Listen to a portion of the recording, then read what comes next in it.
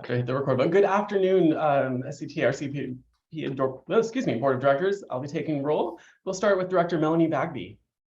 Present. Director Chris Corsi. Here. Director Delinda Fisher. Here. Director Gerard Giudice. Here. Director Sarah Gurney. Here. Director Ariel Kelly. Here. Director Mark Landman. Here. Director Sandra Lowe. Director David Rabbit. Here. Director Rosa Reynosa. Here. Vice Chair Linda Hopkins. Present. And Chair Rogers. Here. And we have a quorum. Excellent. Well, thank you, everybody, and welcome. Let's go ahead and start our day with our public comment for items not on the regular agenda. How this works for folks attending in Zoom is if you have a comment on something that is within our sphere of influence and policy areas, but not on today's agenda, feel free to make a comment. You'll have 3 minutes. And Drew, I think we'll start with Eris. Start with Eris. All righty.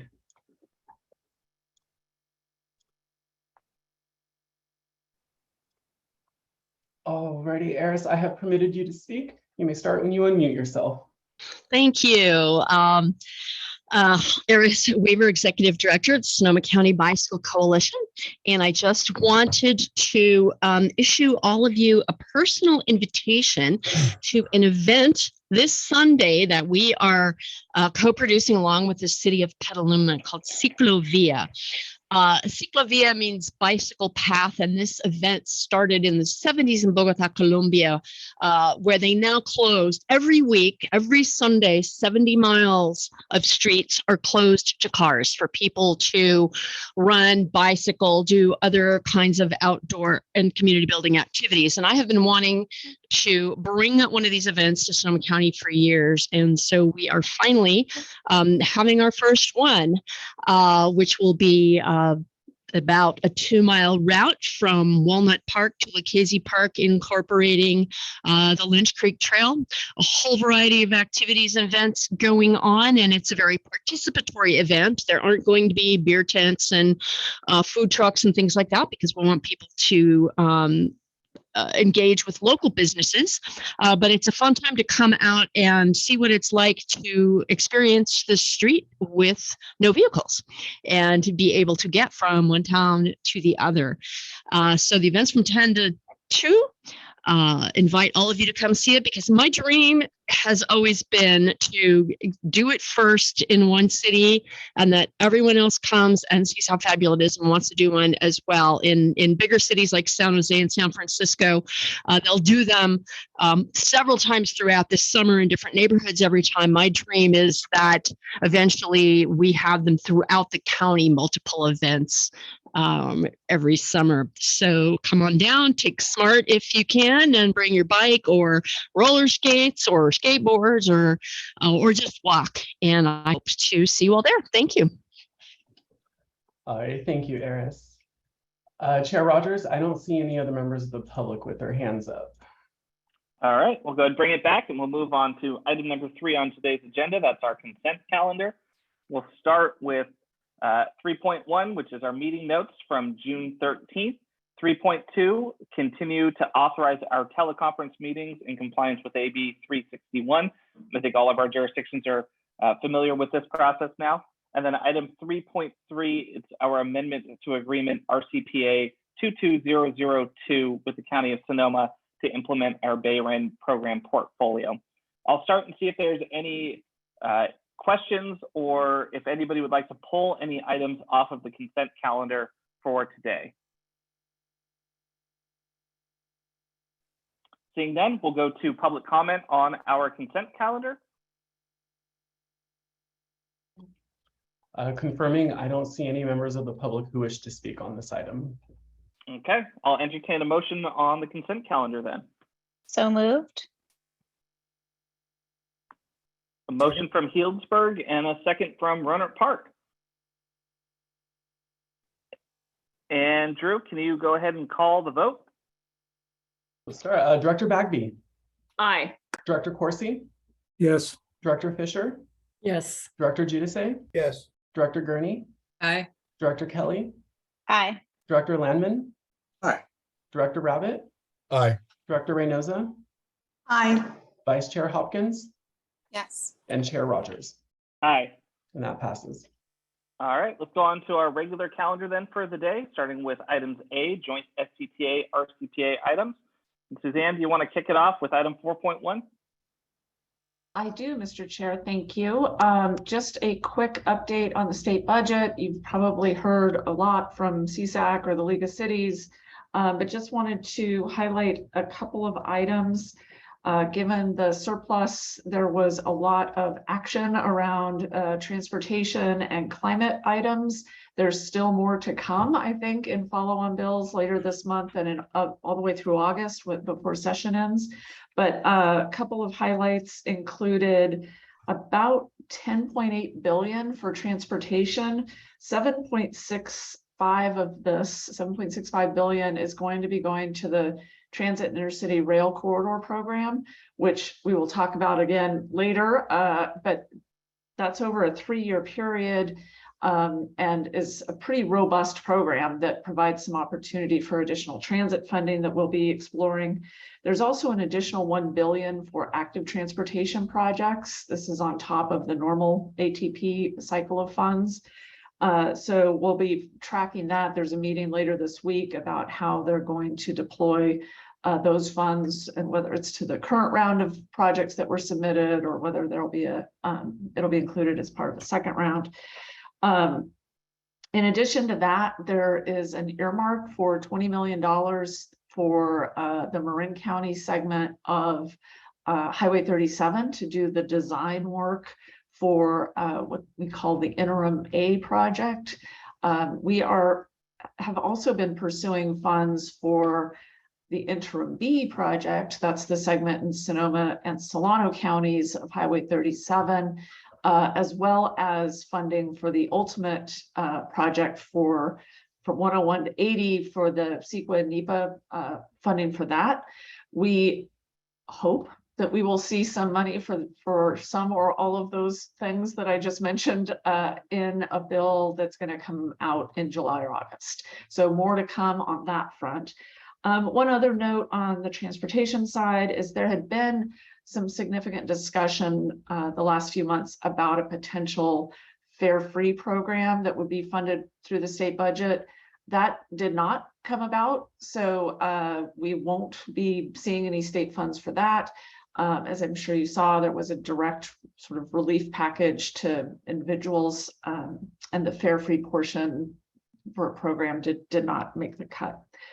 There's also a good amount of money in this budget for climate-related activities. A couple of things that jumped out are over $6 billion for EV components, whether it's vehicles or charging infrastructure, and about 15 billion for climate resilience projects. That could be water, wildfire, nature-based solutions. And then about 8 billion over a 5-year period for energy reliability. I think there's more to come on those as well through the trailer bill process, but those were the sort of top line numbers that were included in the budget. So we'll be tracking that as well over the next couple of months before session ends. I think that's it in terms of a summary of what we've been looking at in the state budget, and I'll turn it back to you, Mr. Chair. All right, thank you so much, Suzanne. Is there any questions from the board?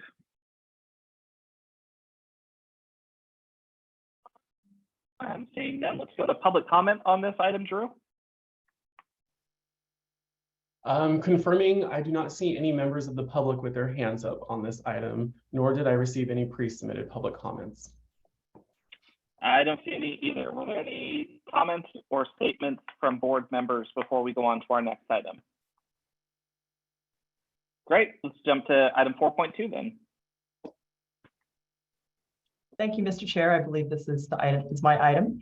And let me go ahead and share my screen. All right, so I would like to give the board a brief update on an upcoming funding opportunity from the Metropolitan Transportation Commission about electrification of transportation systems in the Bay Area. And we have an opportunity to provide inputs to MTC on the types of projects that we would like to see funded here in Sonoma County. So a little bit of background, in MTC's Plan Bay Area 2050, The MTC set a goal of achieving a 19% greenhouse gas reduction in transportation by 2035. And one of the strategies in Plan Bay Area to achieve that goal is to expand clean vehicle initiatives. And this, of course, would support our goals here at the SCTA and RCPA around greenhouse gas reduction. And to implement this strategy, MTC is gathering inputs to develop a regional funding program for transportation electrification. And specifically, MTC would like this program to address gaps to equitable access in electric vehicles and infrastructure, and also to support scalable solutions.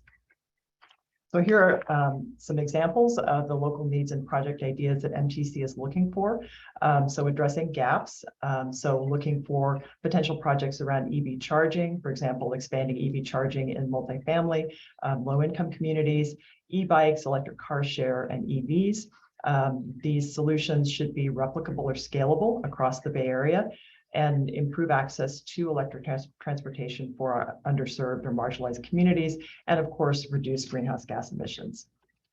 So a couple of examples of the types of projects that might fit within these categories, and I won't go through these in detail, but just to give you an idea of what's already on MTC's radar, if you will, in terms of the types of projects they're anticipating to receive or hear from the different communities. And then for Sonoma County specifically, here are a couple of EV related projects that we already have within our existing plans. So in the latest update to the CTP, we have included a rural EV charger project, which would develop a network of EV charging stations in rural areas that don't currently have coverage. We also had two strategies within the Sonoma Climate Mobilization, one focused on e-bikes and other lightweight electric utility vehicles, and then a second really addressing that equitable piece of the puzzle, which is to create an accessible and affordable EV assistance service that would connect our low-income residents and others with existing EV incentives, financing, and education incentives. So our next steps in this process, we are planning to, and I've already started actually discussing project ideas with local partners. So we talked last week with Sonoma Clean Power. We have a meeting coming up next week with our local government EV partnership, which has representatives from most of the local jurisdictions, as well as our partner agencies. And so based on the feedback that we receive from our various members and partners, as well as any feedback that you all have for us today, we plan to develop and submit letters of interest, which is an online form that MTC asks us to submit to them, outlining our project ideas. And these ideas do need to include a high-level budget and some additional information. So it's not just like a one-line statement, it's really trying to identify in a bit more detail the types of projects that we'd like to receive funding for. And those are due to MTC by August 10th. And then local jurisdictions may also submit letters of interest directly to MTC. And I don't know the exact timing for this, but once MTC receives all of these inputs, they'll use them to develop this regional funding program. And we will be tracking this program and certainly will alert all of our jurisdictions when more information becomes available about the actual grant process.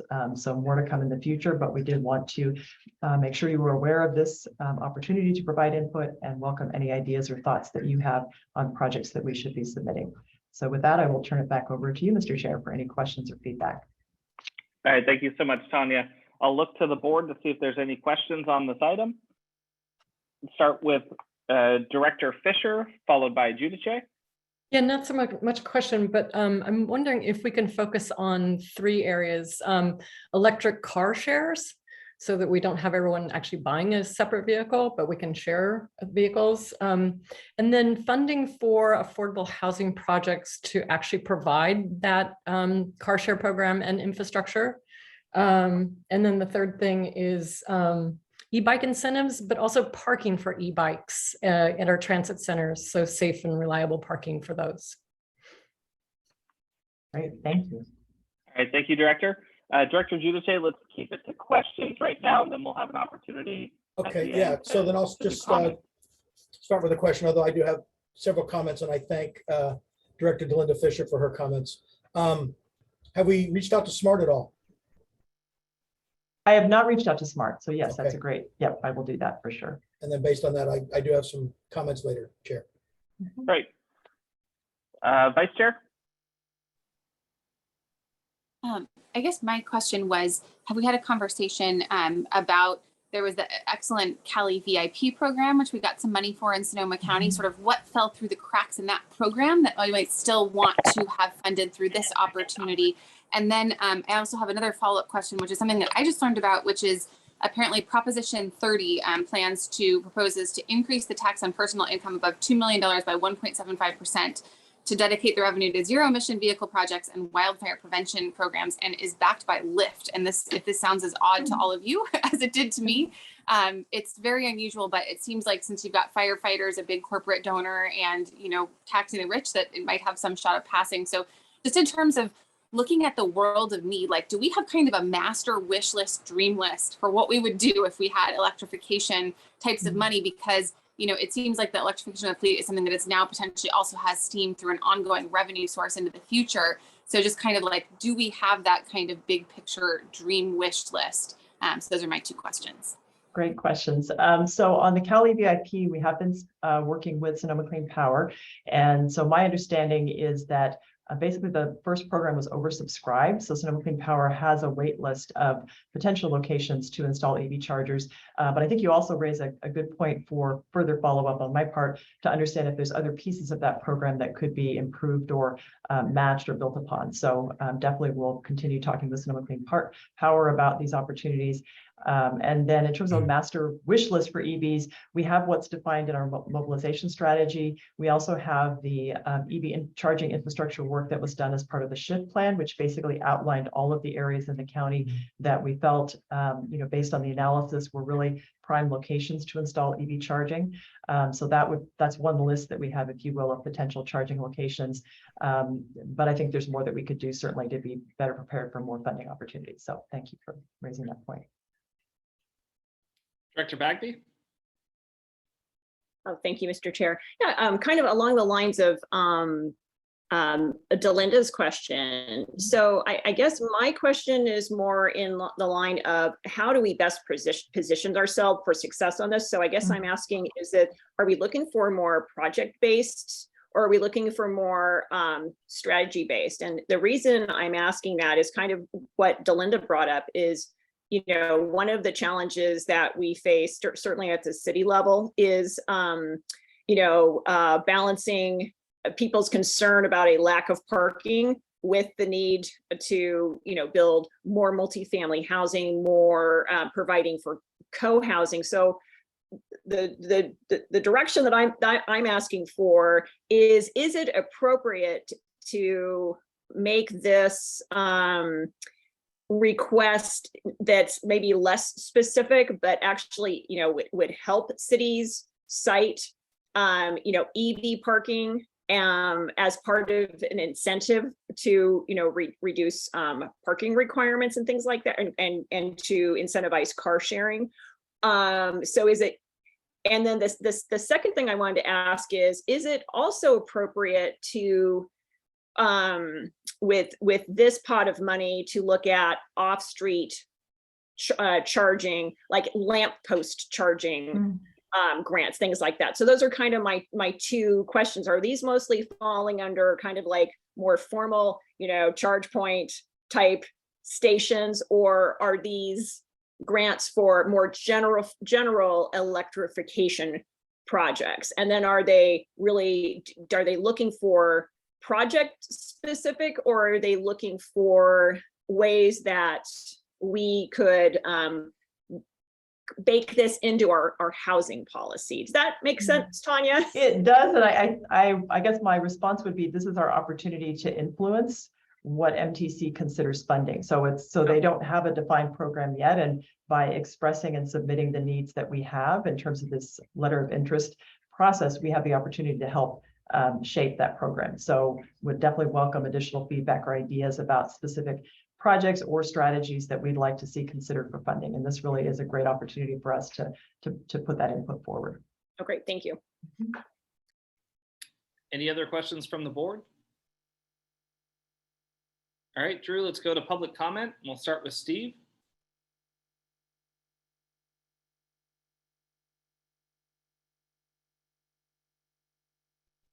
All righty, Steve. Oh, sorry.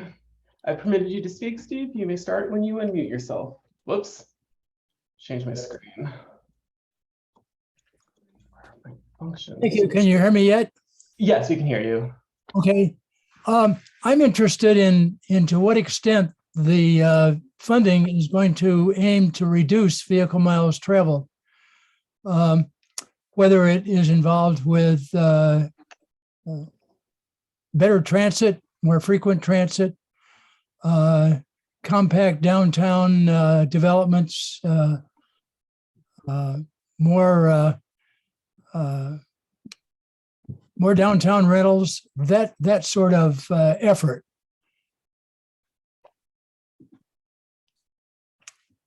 All right, thanks, Steve. I can go ahead and ask Tanya that question when we come back from public comment. Alrighty. Move on to Tyra. Move on to Ty. Alrighty, Ty, I permitted you to speak. You may start when you unmute yourself. Hi, thank you. I'm Healdsburg's representative on the Climate Action Advisory Committee. And it was discouraging to hear Suzanne talk about how fare free transit was eliminated from the state funds. But because of that, I think it's even more important, as Delinda said, and as some of Melanie also commented on this, that we continue to keep the environmental justice component and the charging stations, the car sharing, first and last mile, those kinds of things at the very forefront of whatever we submit to MTC, because otherwise it's people like me and many of you. I can afford an EV. I can charge it at my house. I've got solar, I've got batteries, I've got all the things I need. But it's so discriminatory, I believe, if we don't do the car sharing and really think about getting this into the affordable housing units. So thank you. Okay. Thank you, Ty. Chair Rogers, I don't see any other members of the public who wish to speak. Okay, I'll bring it back to the board then and see if there's any additional feedback for staff. We'll start with Director Landman. Thank you, Mr. Chair. Yeah, two things come to mind that I want to suggest, and why I'm suggesting them is the competition for funding is always the most important thing. It's a competitive market out there, even with large amounts of money being available. And the goal is to get enough to actually do something that really moves the needle. And I'm sure we all share that. And I was thinking two things came to mind. One, regional charging with a focus on rural areas that are not well served, where it's much more difficult to fuel EV adoptions. As Tanya mentioned, Sonoma Clean Power's got to start in that, but we have a program already that's oversubscribed. But it's a two-county thing.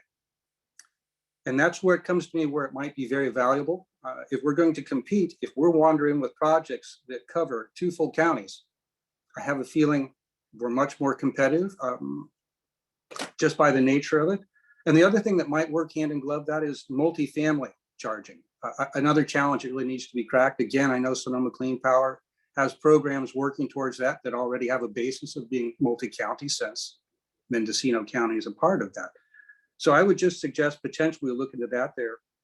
Anything we do to increase access to EVs and increase that uptake should be a key to some of the bigger reductions we could hope to get, at least in emissions in the vehicle section of the market. So I would hope to see that, and hopefully with some of the work done, it might be something we could have a proposal pretty quickly to put forward to expand the work we've already started together as a county and working with Mendocino. Thank you, Mr. Chair. Thank you. We'll go to Director Corsi.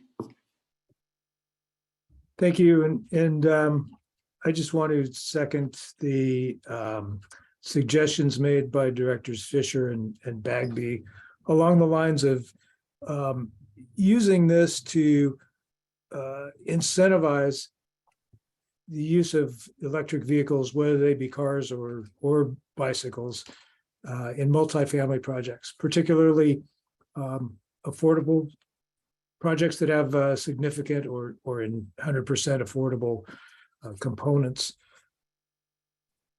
in tandem with reducing parking requirements for these projects. I think that all fits together, and along those lines, I think that Director Landman's suggestion of collaboration and coordination with Sonoma Clean Power also fits together with this. Thanks. Director Giudice? Thank you, Chair. Yeah, I mentioned the smart line only because, I had a thought. There's a main artery that goes right through the middle of our county, 101, and adjacent to that, of course, is the smart rail. And wouldn't it be nice to expand electric vehicle charging stations at the smart lines and also develop e-bike programs there, and also perhaps electrical shuttles, that could take people to different areas, like in Runa Park. We're equidistant from the green center as we are from the casino, and we have little hubs of, businesses that have many hundreds of employees who are working for either minimum wage or close to it. So, maybe killing a number of birds with one stone. I know that's a bad analogy in this case, but, from an economic development standpoint, from an equity standpoint, from a greenhouse gas emission standpoint, it would be nice to electrify that whole smart line and have an opportunity to get that last mile delivery going as well, whether it's via electrical bikes or little shuttles. So just a thought, not that I don't think all the other thoughts that I've heard are great, but just a thought. All right, thank you, Director. Vice Chair? I just want to start by saying thank you to all the directors who spoke before me, and I agree with every single one of you. And it's always, I was smiling when Director Landman was talking about rural needs and Mendocino, right? Coming from Cotati and acknowledging, those of us who are further north and further afield, and absolutely wholeheartedly support the concepts of partnering with SMART, and also really focusing in on, racial justice and equity as well. So yes, I'm really proud, honestly, to serve on a board of directors that truly is looking at the big picture. And so I say, we just look at the map, we see where the gaps are. We try to make sure that we're meeting the needs of those socioeconomically disadvantaged communities, trying to partner up with transit and other sort of greenhouse gas reducing strategies. And I'm really excited, and hopefully this can provide that blueprint potentially for if there is money that rains down from the state, that we say, hey, we've got a plan. We're working with all of these different agencies. Come give us more money. So that's my hope. And thank you, Tanya, for the excellent presentation. Director Gurney? Yeah, I want to thank my supervisor for that great wrap up. I'm with you and I'm with everybody and all the comments that we've heard so far. I just want to add my voice for incentivizing charging stations in the rural areas. I know Sebastopol, we're far away from the 101 corridor, and Sonoma even further. And I believe we need help making sure we're connected. I'd like an e-bus to get us those 7 miles to the smart line. I'd also like to see the charging stations on our public property, more of them, as well as our private property. If there was some way to motivate that retrofit of older properties to get the charging stations for one reason, the many Tesla driving tourists who come to the county. Also, I'd like to see charging stations where we have big employers, where the employment is actually in person, like schools. Wouldn't it be great if they had spots? I'd like to see something at Regal Ranch Park because people are there. And in addition to that, I'm hoping we can creatively find some solutions for those awkward moments. Melanie from Cloverdale mentioned the lamppost solution. I know a lot of our neighborhoods have that difficulty, old neighborhoods without a garage, without a driveway, and yet they want to charge their electric car. So somehow we've got to get across the public sidewalk or some kind of parking place designated that a neighborhood can share. There's so much creativity we can do. And I love the wish list, the dream. Let's put that together and have our big proposals for everybody so we can sell it and get the money. Thanks. Any other comments from directors? All right, well, I want to thank you too, Tanya. It's a great opportunity. And I actually asked some of my staff in preparation for this, what were the gaps that we're really missing? We're celebrating, and we'll be talking about it a little bit later, that additional money continues to flow to Sonoma County for particularly fleet electrification. And one of the things that really we emphasized and talked about was two different aspects that could be incorporated into this letter of interest. One is helping jurisdictions, particularly smaller jurisdictions, do comprehensive electrification planning, not just sort of the 50,000 foot view, but like, for instance, when we talk about electrification of Santa Rosa City Bus, we have to talk about how are we going to site our infrastructure, where are our vehicles going to go, do we have enough charging capacity? It would be really helpful, I think, for a lot of jurisdictions to have sort of that view. because there is a lot of money that's flowing for the particular vehicles, but not as much for the infrastructure and the planning specifically of them. So that might be an area. The other is, as we, with this new round of funding, it looks like we're charging past 50% of our fleet being funded to be switched over from diesel to electric. We are looking essentially at resiliency and how do we make sure that we have the battery backup systems or other type of infrastructure in the event of power shutoffs or in the event of complete electrification to make sure that the system continues to run when something catastrophic happens as well. And so it might be nice to include that in the letter of interest as we move forward, since I think everybody's on different timelines, but I think we are all talking about fleet electrification in some form or another. I know Mark Lamon's driving around in a police Tesla down there in Kitati. So let's make sure he's got those resources and planning as well.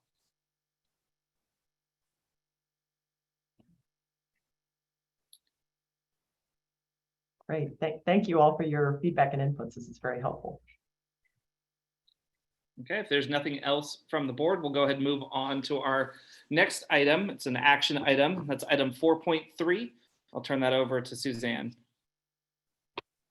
Thank you, Mr. Chair. The programming team is going to cover this item. So it's Shauna and David.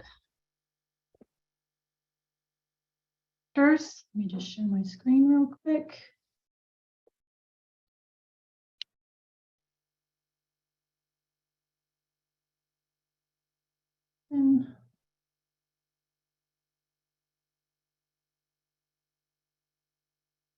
Swap screens. Screens every time. There we go. We're in order.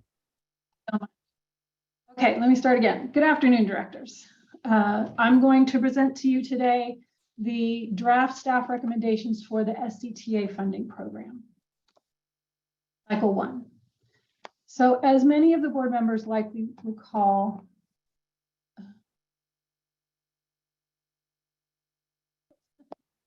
SCTA started this process about a year ago with a call for the top 5 priority projects from each jurisdiction. In response to that call, SCTA received 65 applications. The total requested funds in those applications was more than $220 million for $62.5 million in available funding. Also, given the timing of some of the funding sources, SCTA needed to program some projects early with State Transportation Improvement Program funds and Local Partnership Program funding. That money went to the 4 projects that are listed on your screen. In addition to the STIP and LPP programming that was done early, I wanted to review the other most recent programming that was done by SCTA, and that was the Safe and Seamless Mobility Quick Strike program, which was offered by MTC to spend some of the last One Bay Area Grant Cycle 2 funds. Jurisdictions were selected in Sonoma County to receive that funding, and the funds were intended for projects that were ready to go and quickly deliverable. Additionally, the Transit and Intercity Rail Capital Program was seeking applications earlier than when SCTA anticipated proposing projects for the One Bay Area Grant Cycle 3. So SCTA partnered with the transit agencies to submit several of the projects that had been submitted for the funding program as a TIRCIP application, totaling more than $24 million, almost $25 million. And the awards were announced on July 7th, and the application was awarded its full request. So.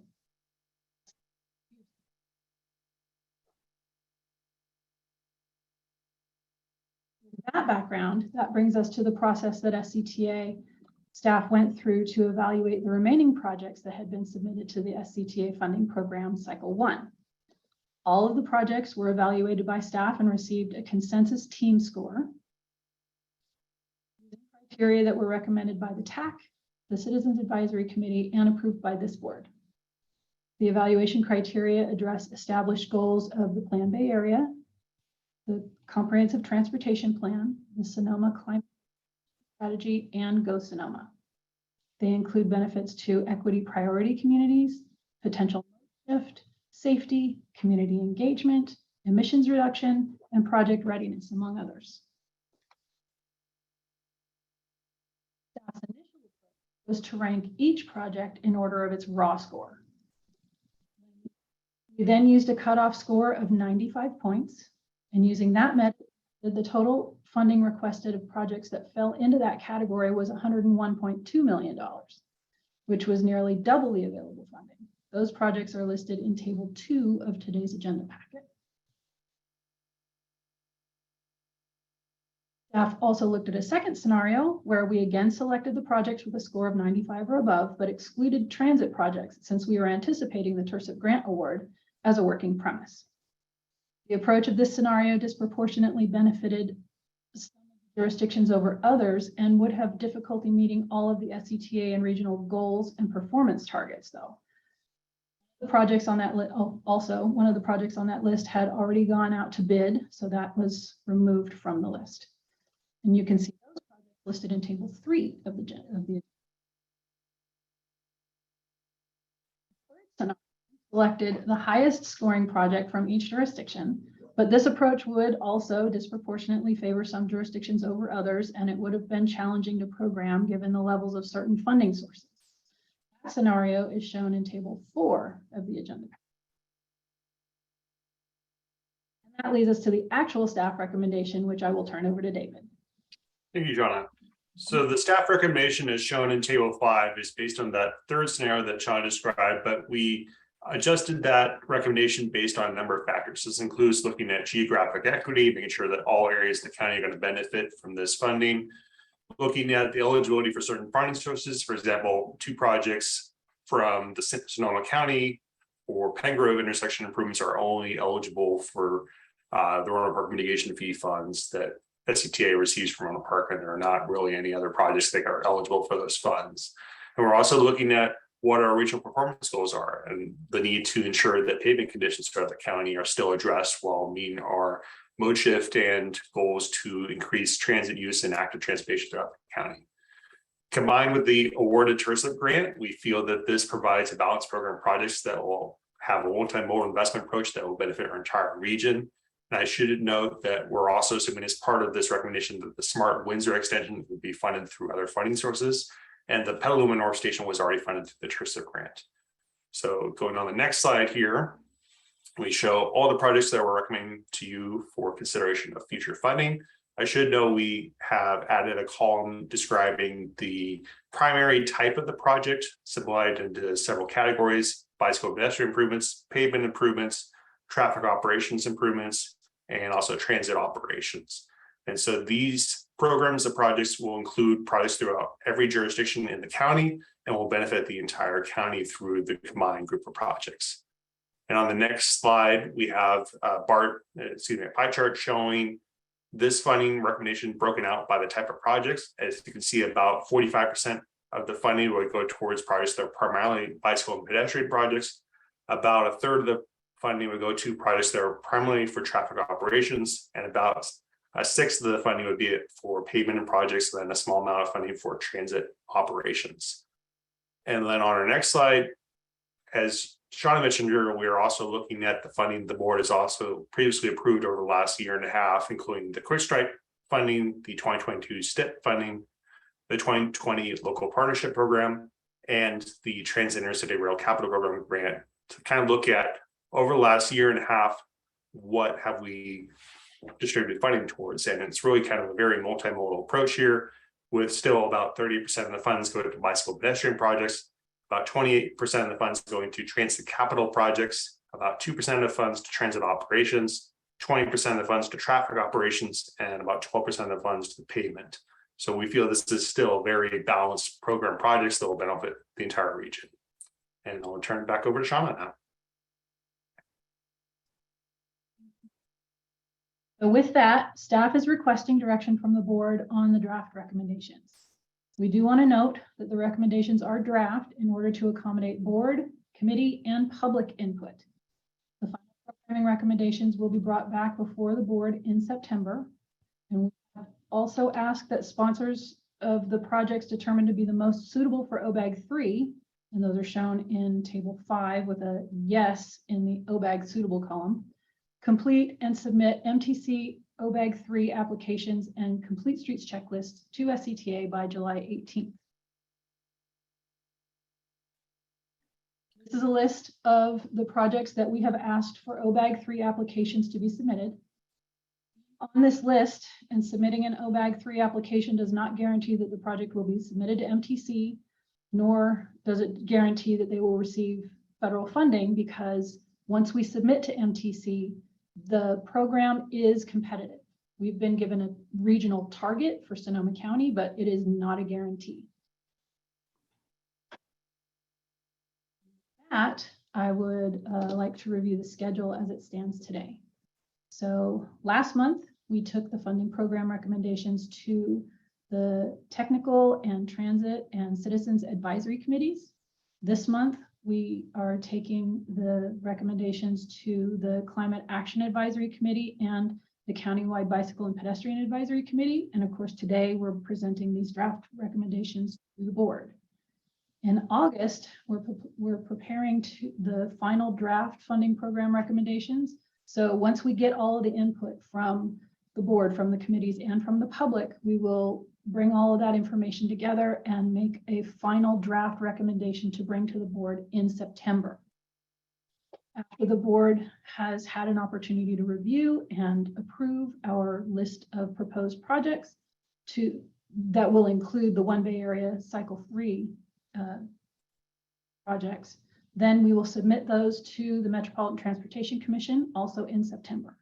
And between October and December, MTC will do their evaluation of our applications and make a recommendation that will come out in December. And then the commission will approve those recommendations in January. Once we know which projects have been funded with One Bay Area grant funds, then we will regather and determine if anything else needs to adjust in our draft plan, and then bring back to the board our final program of projects to be approved by this board in January or February. Actually, it'll be in February because January is when the MTC board is approving the program.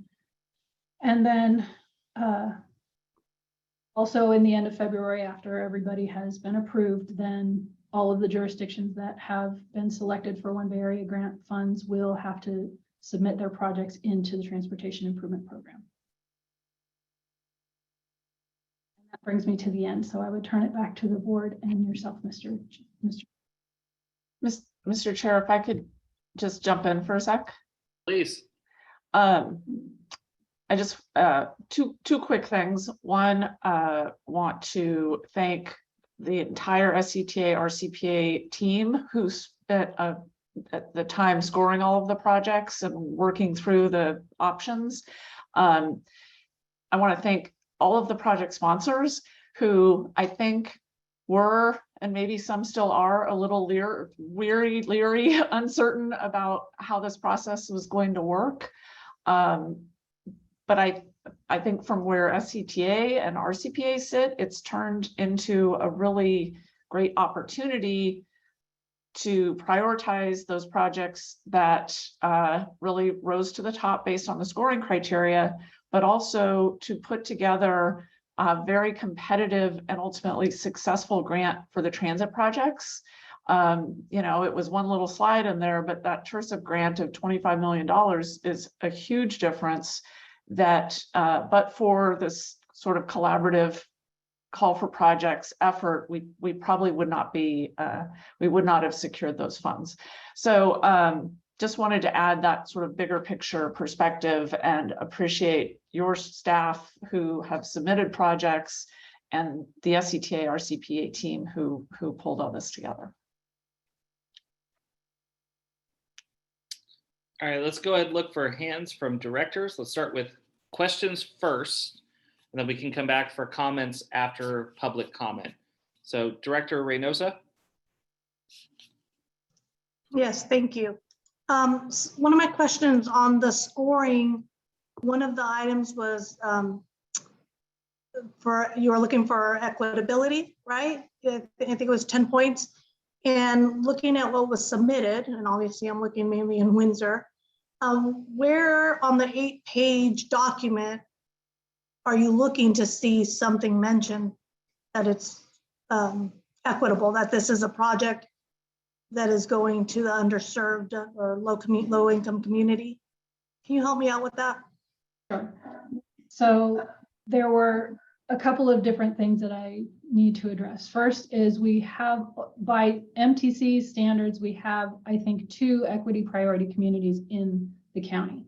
So but it has to meet a certain definition.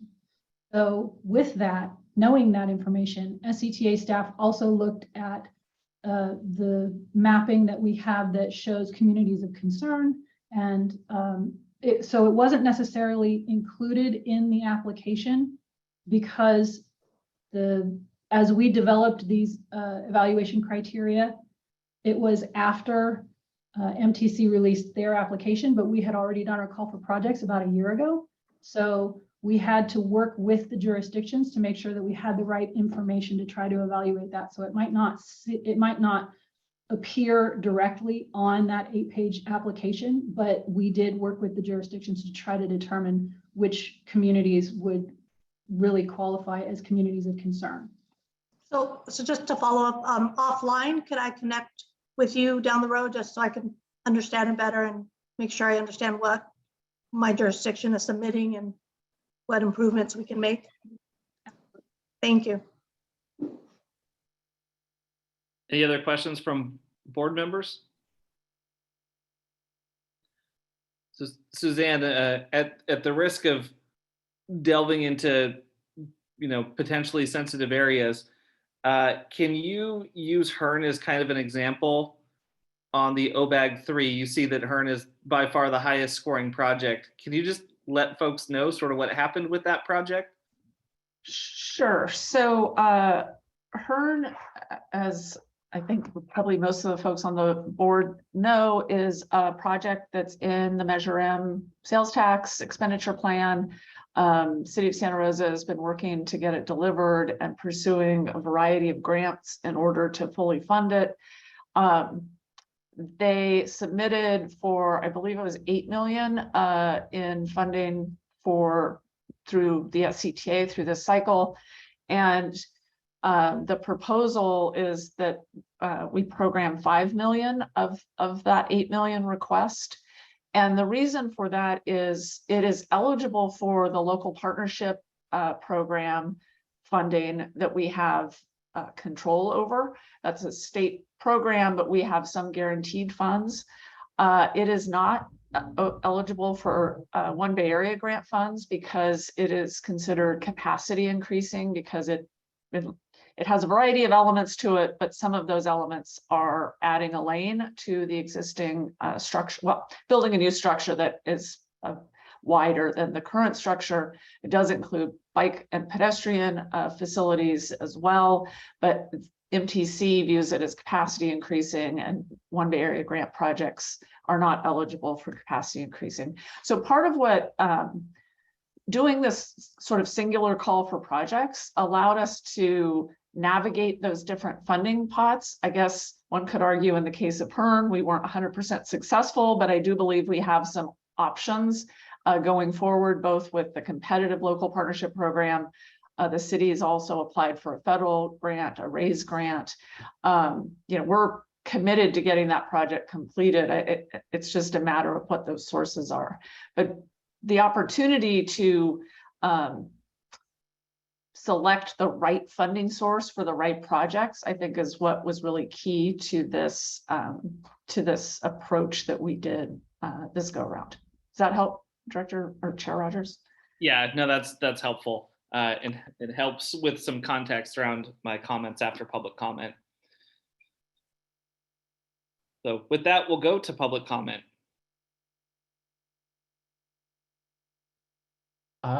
I currently do not see any members of the public who wish to speak on this item, Chair Rogers. Okay, I'll bring it back then, and I'll just piggyback a little bit on what Suzanne talked about. And I appreciate the continual support from SCTA and from other board members on some of these projects like Hearn, and just wanted to highlight, because I know that in the past it has been sort of jurisdictions trying to fight for every single dollar that they can. There's a little bit of frustration as it relates to OBAG in Santa Rosa, because it is supposed to be partially based on population and partially based on housing production. And Santa Rosa is about 55% of the housing production over the last RENA cycle. And in OBAG 1, we got 24% of the funding. In OBAG 2, we got 14%. And then now in OBAG 3, in this one, we're being suggested for 13.3. We're cool with that because of this process and because of the commitment of continuing to fund projects and find creative ways around it. I just wanted to point it out a little bit just because I think that it's important for us to have those conversations about, we're not pushing forward in this one, but we do have a critical project that I know that the board is committed to doing and finding resources for us. And so I just wanted to call it out a little bit that, based on the MTC regional nomination target, we're 22% below what the target is for Santa Rosa in that funding source. So it is what it is. The project ended up, after we submitted it, not qualifying, and I know that that's a significant chunk of why that happened, but I'm hoping that the board will still continue to work with us to get that project delivered. It's critical for an equitable crossways in Crossing 101 in our community, taking our disenfranchised community in Roseland and connecting it to its job centers through a multimodal path. And so it is a really important project, and just want to highlight it a little bit for us. With that, I'll see if there's any other comments from board members. Director Giudice. Thank you, Chair, and thank you to the staff for all their hard work on this. And yes, I concur, your project is very important, and I congratulate you on your 142 score, I believe it was. Rohnert Park will humbly take its 115 score, and just wanted to highlight that this kind of is a legacy project for us. It connects all 5 of our disadvantaged communities from A and B section over the top of the freeway. And actually, if you look at it, just kind of raise up above the ground for a second and look at Rohnert Park, it starts really on Copeland Creek, at least the trail, the bike pedestrian trail, with that nice $6 million FEMA grant that we're going to be getting to do the expansion of the retention basin and environmental uplift there, then goes from the 1st district into the 3rd district, and then finally connecting with the 2nd district. And so if you want to talk about equity and connectivity, it also will directly connect to the roundabout we just put in. And you are also graciously move forward with the funding for the Complete Streets grant. So that really is going to put the signature touch on that area, which is over 50% BIPOC. So we're very appreciative, and I'm hoping that we'll get the nod. And this initial money will allow us to do all the environmental work and start the process. So thank you. Thank you, Director. Let's go to Director Rabbit. Thank you very much. I want to just start off by saying how grateful I am to staff once again for that TRSA grant application and the success there. Obviously, huge win on the South County, for all of us, to be honest, getting the 2nd station funded in that vein. $10.1 million from that grant for that $14 million project is incredibly great news. And the electrification of facilities, electric bus acquisition is also a great thing. So thank you so much to staff for that. And thank you to staff for going through this process. I can tell you as an MTC representative, it is important to make sure that we're as competitive as we can be going forward, both from the county level at the regional level, so that we can go compete. And I think I've said this a number of times before, we're outvoted typically, or we're underrepresented because it's based upon population at MTC. So it really means that we have to be strategic about those things that we go forward with. And I think we've done a great job with the help of all of our congestion management agencies, including the leadership of Suzanne Smith, to make sure that Marin, Sonoma, Napa, Solano are on the same page, that we can push projects forward together. And just know that those projects from our county are always going to be highlighted in that vein. At the same time, we do need to be competitive, knowing that the resources are just simply not enough for all the projects that are throughout the Bay Area. So I just wanted to make sure that I put that out there, and again, say thank you to staff, and thank you for this process as well, because it is important to make sure that those highest ranked projects do move on. And also, as Suzanne implied more than a few times, what I think is so important is the color of money is important as it relates to available funding and as it relates to competitiveness within the county and the region. And we have to make sure that we go after those projects that are going to be best suited for the description of those particular funds that are going to be allocated. And there's no shortage of categories, seemingly, and they seem to expand exponentially all the time. But it's important to understand what you can and can't do with those funds, and then make sure you go after them as hard as you can once you have a project that fits ideally within those categories. So just want to say thank you again to staff. Thank you, Director. Let's go to Director Gurney. Yes, another thank you from me, particularly to staff for this comprehensive report. It was really great to see us get this organized. I know there's been difficulties in the past getting to this point, and we're still all trying to understand it. And I thought the staff report was really excellent. I want to thank my city staff too. We qualified in there with a 95. I'm glad we just made it in, and I'm proud of that score. I want to thank the staff a second time for working with Sebastopol to improve our performance. To Sean, I want to say those schedules that you give us, as it goes forward in the year, I think really help the directors know what we're supposed to do, how we're supposed to work with our staff, when we're supposed to work with our staff. So I appreciate your adding that. Thank you. Director Hopkins? Vice Chair?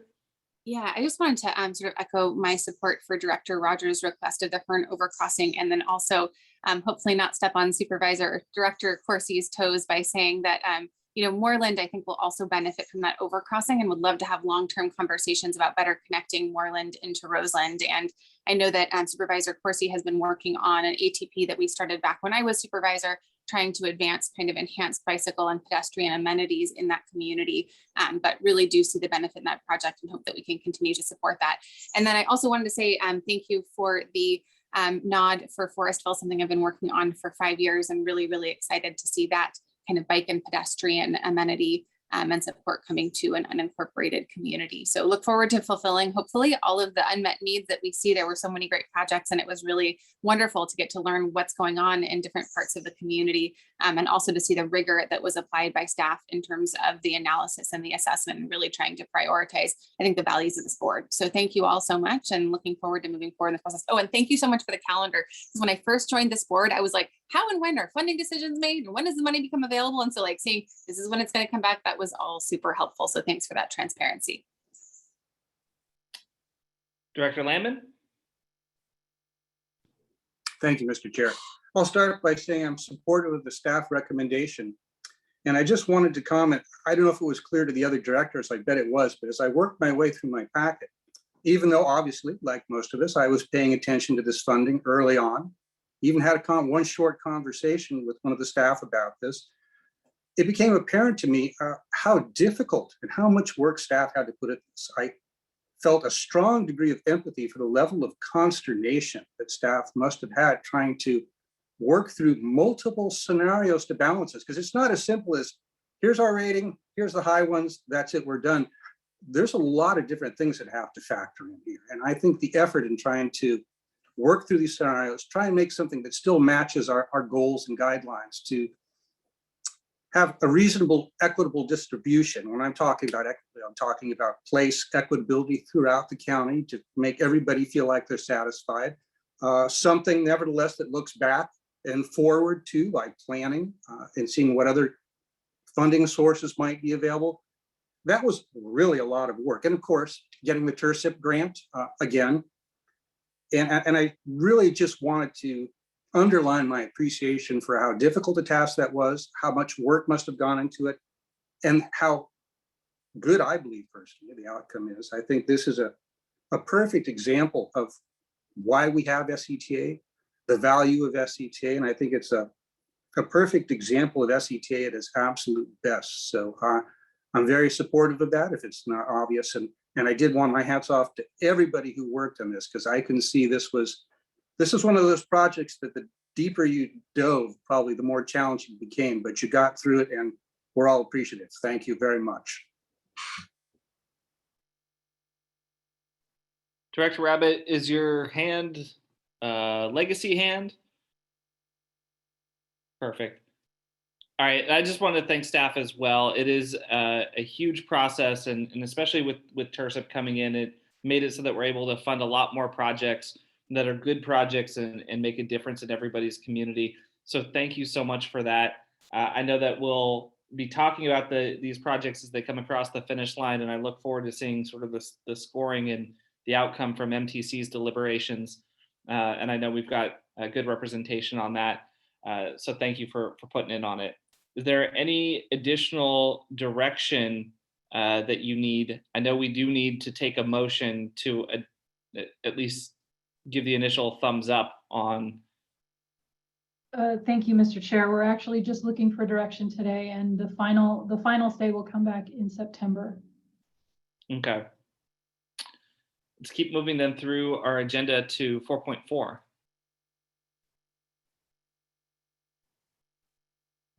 Thank you, Mr. Chair. Good afternoon, directors. I'd like to provide a brief overview of SCTA's community engagement efforts planned to support the SCTA Funding Program Cycle 1. We want to make sure that the project selection is consistent with a broad range of local stakeholders and the general public interest. To do this, SCTA will be undertaking outreach and engagement efforts to gather community feedback and priorities related to transportation. The plan is comprised of the following tasks, with a timeline beginning now until February 2023. SCTA will send letters to CBOs and tribes inviting their members and the public to in-person and virtual meetings, hoping to generate public participation in rating project choices or suggesting other projects that are relevant to their communities. SCTA staff will follow up by phone with letter recipients. Draft letters and sample distribution lists are included in the July board packets. Please take a look. The meetings will be conducted in English and Spanish as necessary, with the use of live and in-person interpreters.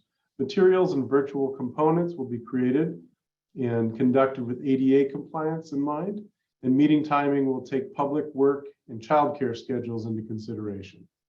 SCTA will budget $1,000 per meeting payable to the CBO or tribe to encourage attendance and participation. These funds can be used for food, on-site childcare, or other incentives. Once meetings are scheduled, they will be promoted through appropriate channels.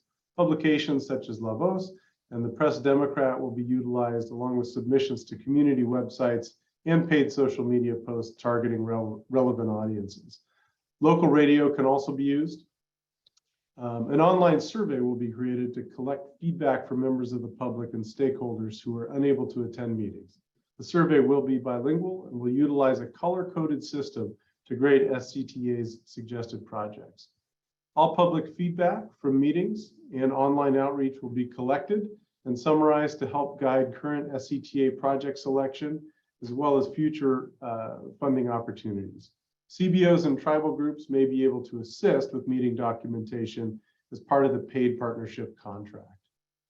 All outreach and meetings, meeting details will be recorded for submission to MTC. An in-house debrief and evaluation will also help guide future SCTA, RCPA outreach efforts. Thank you for your time, and we welcome any feedback or suggestions in performing outreach for the funding program outreach process.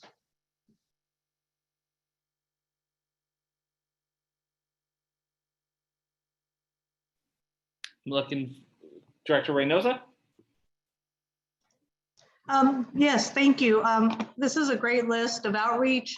I'm just not seeing very many organizations in Windsor. So I'm wondering if you reached out to someone like Health Action, who has a lot of chapters in different areas and included in Windsor. So that's my question. You could reach out to Health Action.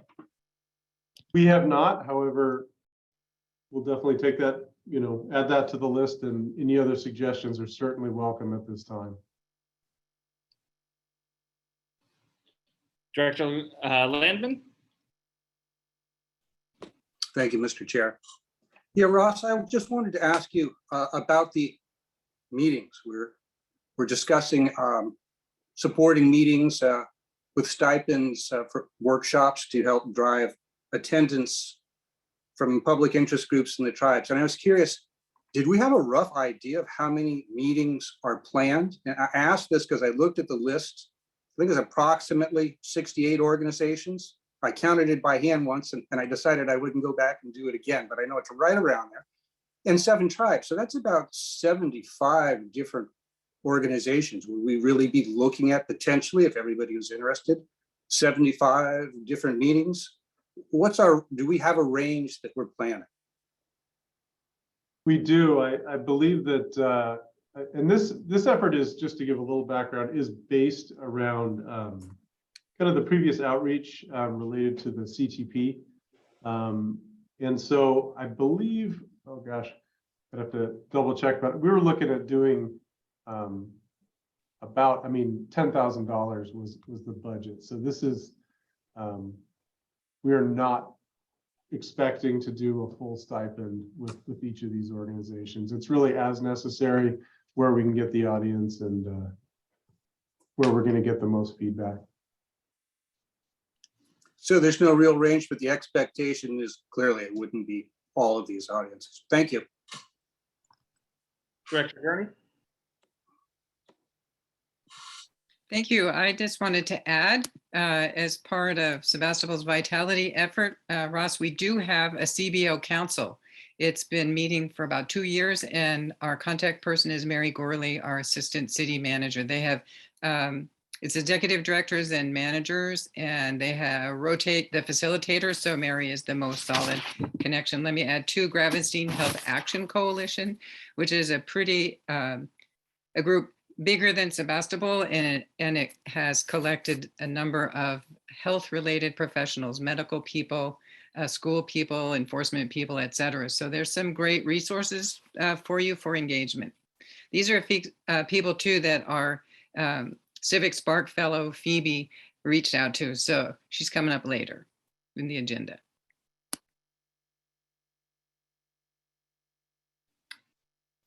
Anything else from directors? Let's go to public comment. I'm confirming I do not see any members of the public who wish to speak on this item, Chair Rogers. I don't either. I'll go ahead and bring it back. I know this says on the agenda action item, but I think it's just seeking additional feedback. So let's see if there's any additional hands. Director Landman. Thank you again, Mr. Chair. Yeah, I just wanted to, I recognize we're just looking for feedback. This is not an action item, but I did want to indicate, I think that I'm very supportive of the dollar for the outreach efforts. I think this is a good thing for ads, for trying to do that. Certainly for translation costs, both live and for materials. I think that's a very good idea as well. But I'm just personally, for me at least, I'm not at a point yet where I'm supportive of actually paying organizations or certainly the tribes, many of which I think probably don't need the help, for attendance. That's just my personal perspective, but I have a feeling a lot of the general public might feel the same way about this use of public funds being spent in this fashion. So I just wanted to respectfully be on record as being generally supportive of everything here other than this one key item that I don't think is a good idea personally. Thank you for the time. Thank you, Director. We'll go to Director Giudice. Thank you, Chair. Any thought of reaching out to the Petaluma Health Center? They also operate the Roanoke Park Health Center, and any engagement with Sonoma State University as well. Thank you.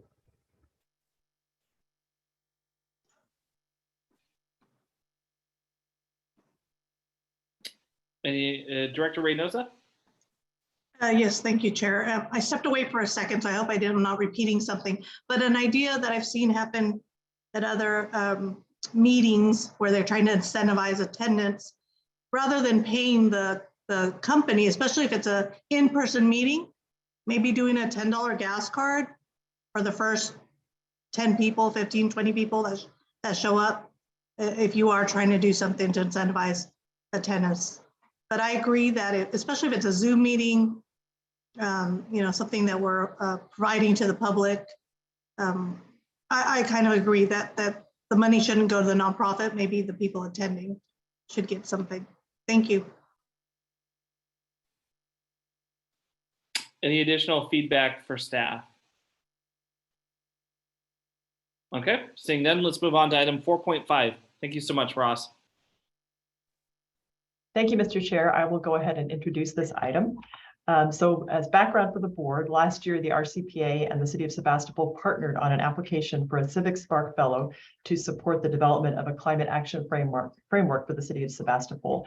This position has been funded by the City of Sebastopol, and RCPA has played a key role in terms of acting as a site host for the fellow and helping connect the fellow both with our RCPA strategies, the mobilization strategy, and other planning documents, as well as resources in the county to help support her work.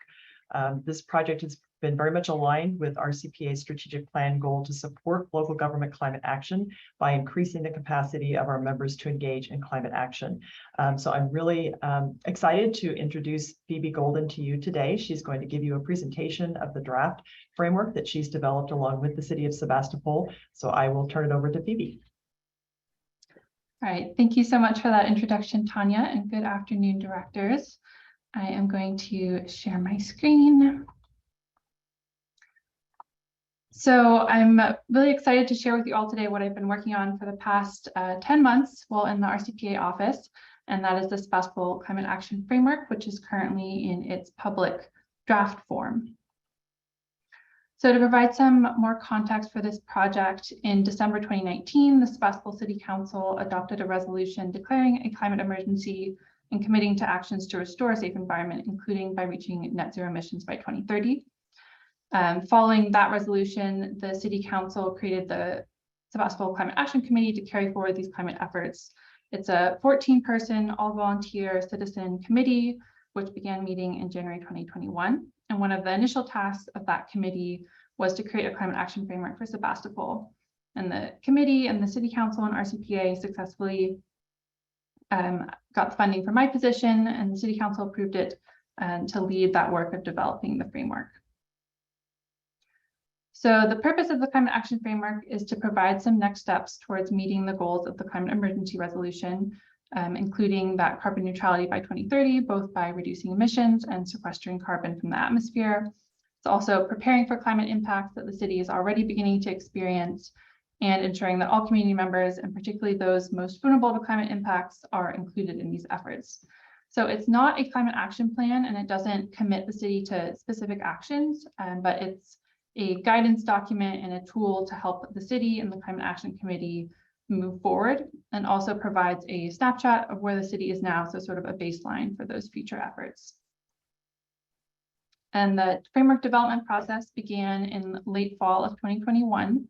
One of the first steps in the process was developing a community engagement strategy to outline how community members would be invited to participate in the framework's development. That engagement process launched in early 2022 with a kickoff meeting and workshop, tabling at farmers market and other community events, presentations to community groups, online outreach, and a survey that was distributed both online and in person. And all of that input was incorporated into the draft framework, which was released on June 16th. So that public comment period is now wrapping up, and it's scheduled to go to City Council next week. And as I mentioned, community input was really central to the development of the framework. So the initial outreach period focused on understanding residents' climate concerns and priorities. The top concern from respondents from the survey and the workshops was droughts and the increased impacts to water availability, ecosystem health, and food production. Wildfire risk was another top concern. Even though Sebastopol within city limits is at a relatively low risk of wildfire compared to other parts of Sonoma County, the impacts of wildfire were still a big concern to residents. So that's the poor air quality, evacuations, and just general health and well-being of residents. You can see some of the comments we received here, people having their mental health really impacted by living through these fires, even though their home wasn't even necessarily threatened. The survey and the workshops also asked participants what they thought the city and residents should do to reduce emissions and prepare for impacts. And making changes in the transportation sector was a major theme that came up from that community input. So particularly bicycle and pedestrian infrastructure that is separate from roads was a big priority. People not feeling safe on road unprotected bike lanes. Also a priority for more electric vehicles and wanting to see the city support that shift. Involving the community was another major theme, and that includes both educating residents more about changes needed and the resources that are already available, like those from Bayren and Sonoma Clean Power and Sonoma County's Energy and Sustainability Division, but also fostering collaboration within the community to build support networks for the changes that are ahead, and also conducting really proactive outreach to involve all segments of the community in climate actions. And then a third sort of theme from the community engagement was supporting clean energy and building electrification. There was a lot of support for expanding solar and other renewable sources of energy, and then a sort of smaller group focused on electrification and how to facilitate that transition and make it easy for residents to go all electric. So all of that input was incorporated into the draft of the framework, which has 4 main sections in the body, and then also has 4 appendices. And the introduction and the background section sort of provide the context for the project, and I've already covered a lot of those elements, but I want to highlight the greenhouse gas inventory section to provide some more context. So in Sebastopol, transportation is about 2/3 of greenhouse gas emissions, and that is just including emissions that are within city limits, so not including pass-through traffic, which is a big concern for a lot of residents because there's a lot of traffic that goes through Sebastopol but doesn't start or stop there. But even not including that pass-through traffic, transportation is still 2/3 of emissions, and then building energy use is another 1/4 of emissions. And in 2018, there was about 8% reduction compared to 1990 levels, and that's the most recent data we have. And of course, looking forward to seeing the 2020 inventory when that's available. And this is the RCPA's inventory is an activity-based inventory, so it's capturing the primary sources of emissions within Sebastopol that occur within city limits. And this is another way of looking at greenhouse gas emissions, the consumption-based inventory at the household level. And this type of inventory is really asking what emissions are Sebastopol residents responsible for, rather than what emissions occur within city limits, like the activity-based inventory does. So this results in a sort of higher emissions inventory calculation because it's including consumption of goods and services like clothing, food, other items where the emissions aren't created within city limits.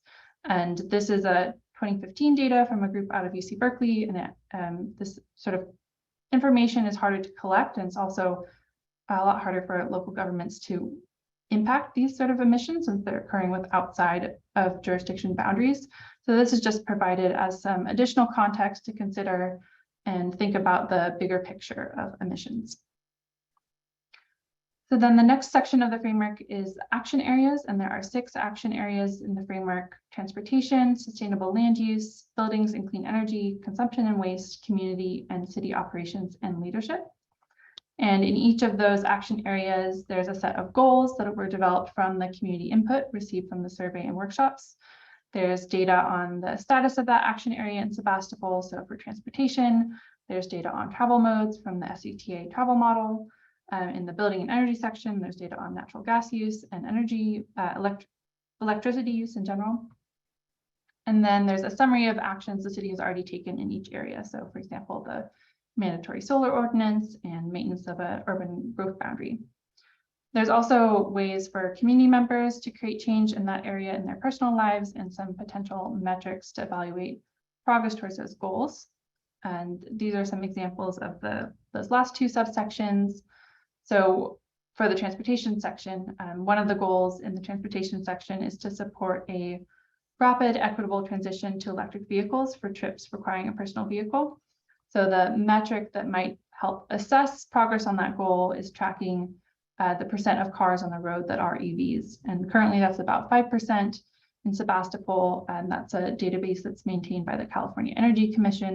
So checking back at that database can help us see how EV adoption is going in Sebastopol.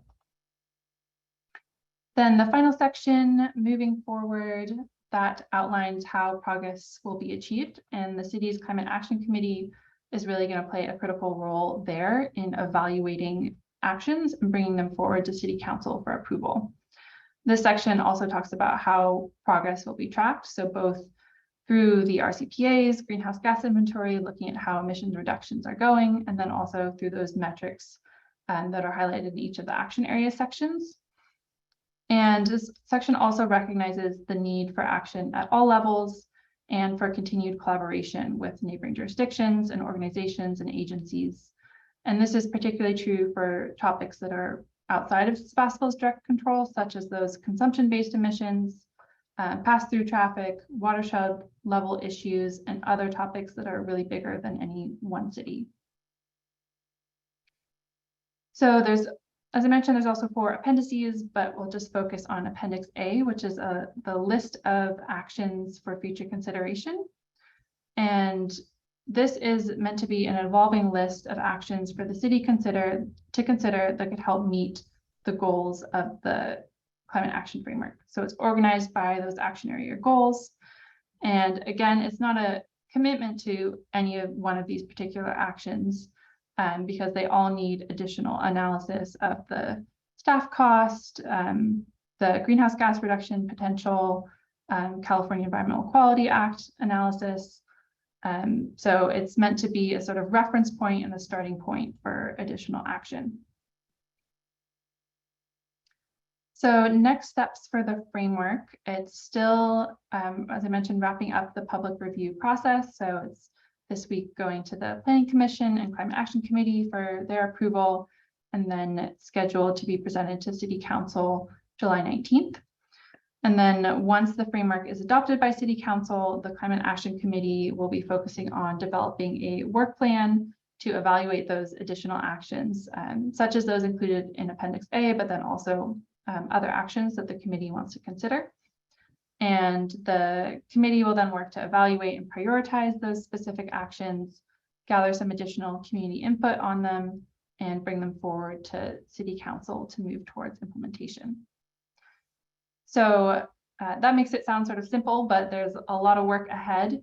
And the goal for the Climate Action Framework is to provide guidance for that work and hopefully improve the efficiency of the process and help the city move towards its climate goals. So that's all I have for today. Thank you so much for your time, and happy to answer any questions. Well, first of all, thank you, Phoebe, and what a great presentation. And thank you for all of the work that you're doing with the CivicSpark program. I'm going to start with Director Gurney, and then I'll go to Director Fisher. Thank you, Mr. Chair. This isn't a question, but I just wanted to say, adding to the introduction to Phoebe, you've all experienced what professional work she's done. It's just been stellar. Phoebe is very excellent at her community engagement work, drafting a framework, accepting feedback, and then writing revisions. I want to thank Tanya and our planning director, Carrie Swanstrom, for making sure Sebastopol had this opportunity. Phoebe, we very much look forward to your presentation at the council. And thank you for your year with us. Let's go to Director Fisher.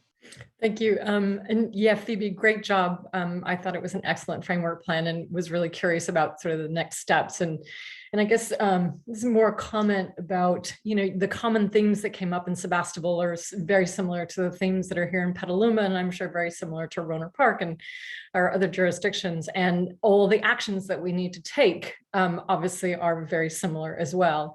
I think the only differences are sort of where we've been, what we've done.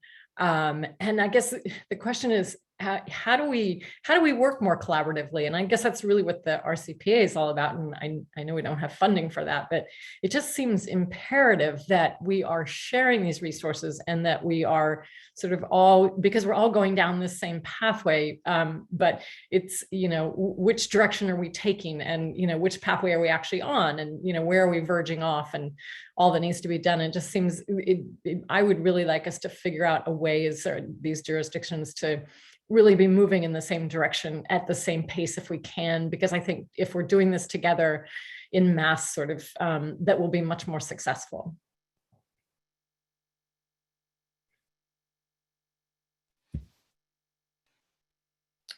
I don't see any other hands from directors. Let's go to public comment. Start with Steve.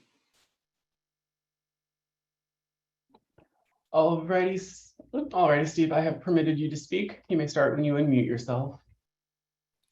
Well, thank you for this great presentation, Phoebe. And I'd like to get a copy of your PowerPoint because there are communities all over the state that need to see what can be done in local organizing. So I hope you will make that available, and I really appreciate all that you've done. Thank you. All right, thank you, Steve. Next I have in line is Tom Conlon. Tom, I've permitted you to speak. You may start when you unmute yourself. Thank you.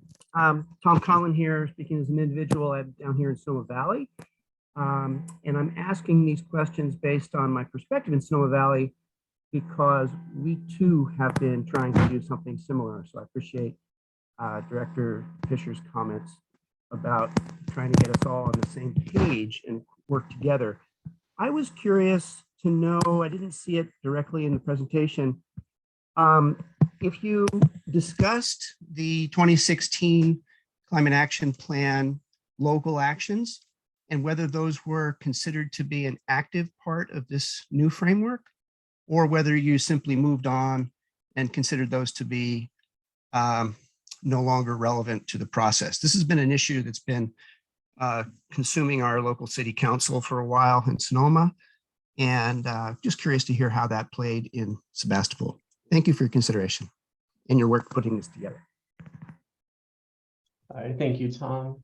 Chair Rogers, I don't see any other members of the public who wish to speak on this item.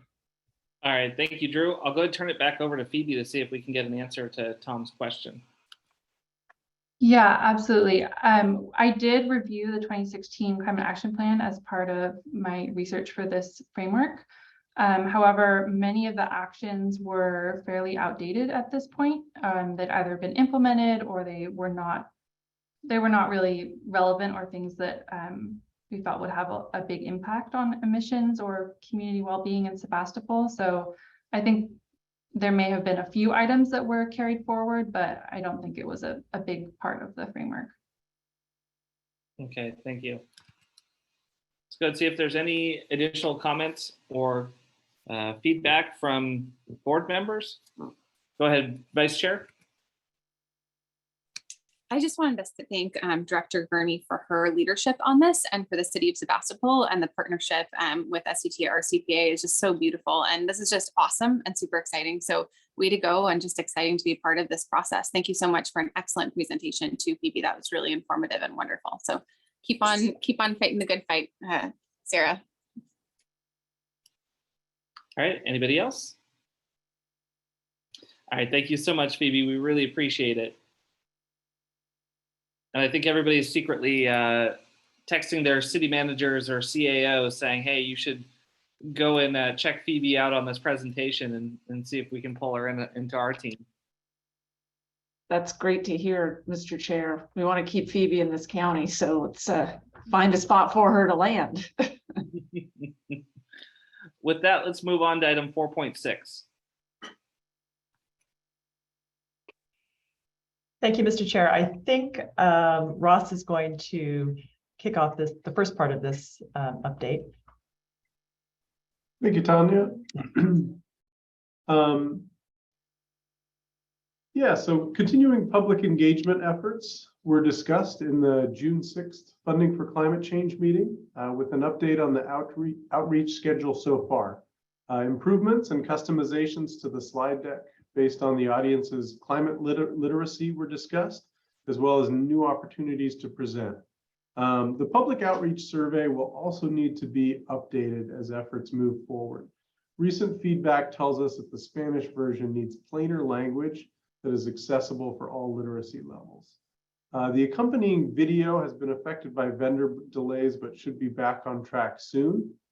A separate newsletter focusing on RCPA Sonoma climate mobilization topics was also discussed. There will need to be some guidelines for content to keep it separate from existing newsletters. And as always, we invite you to let us know if you are a member of a group that would benefit from receiving the SCM a call to action presentation. And actually, for the rest of this meeting update, I'm going to turn it over to Tanya. Great. Thank you, Ross. So there were a couple of other items that we wanted to give the board an update on related to the ad hoc. So first, let me share my screen again. One of the items that the ad hoc has been working on is what we're calling a funding for climate change structure. Let me make this bigger for you. All right. Can you all see that PowerPoint? Okay, good. So as I mentioned, the ad hoc has been working on this structure, and I believe that we mentioned it briefly at the last board meeting.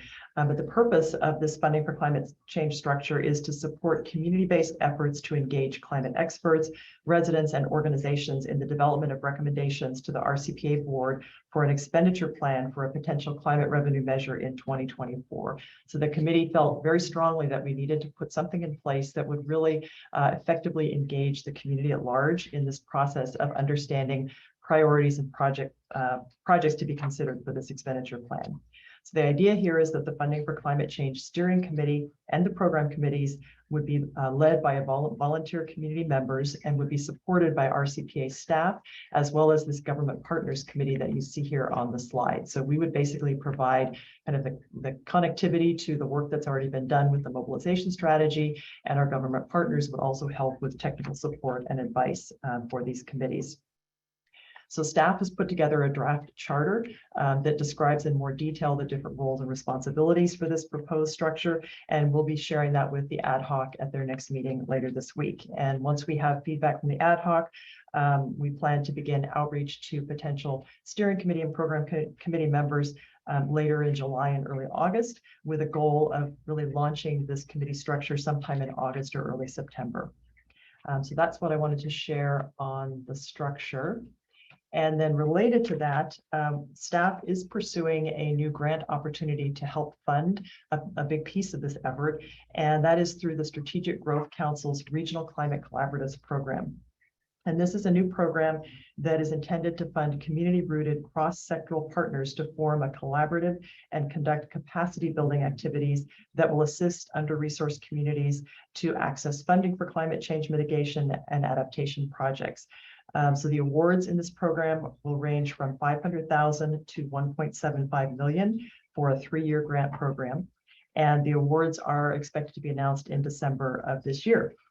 So we see this as an opportunity to help fund the work, in particular, of the Environmental Justice Program Committee, which we realize is probably one of our weaker areas in terms of community outreach and really that environmental justice focus. So we see an opportunity to increase community engagement with the under-resourced communities, with several under-resourced communities that we've identified in the county, and the grant requires you to work with at least 2 census tracts that meet their definition of under-resourced communities. So we're looking at areas in Petaluma, Santa Rosa, Sonoma Valley, and West County, and we also want to explore opportunities to partner with the tribes. So we're in the process now of looking at these different communities and identifying potential partners to be joining us in this collaborative.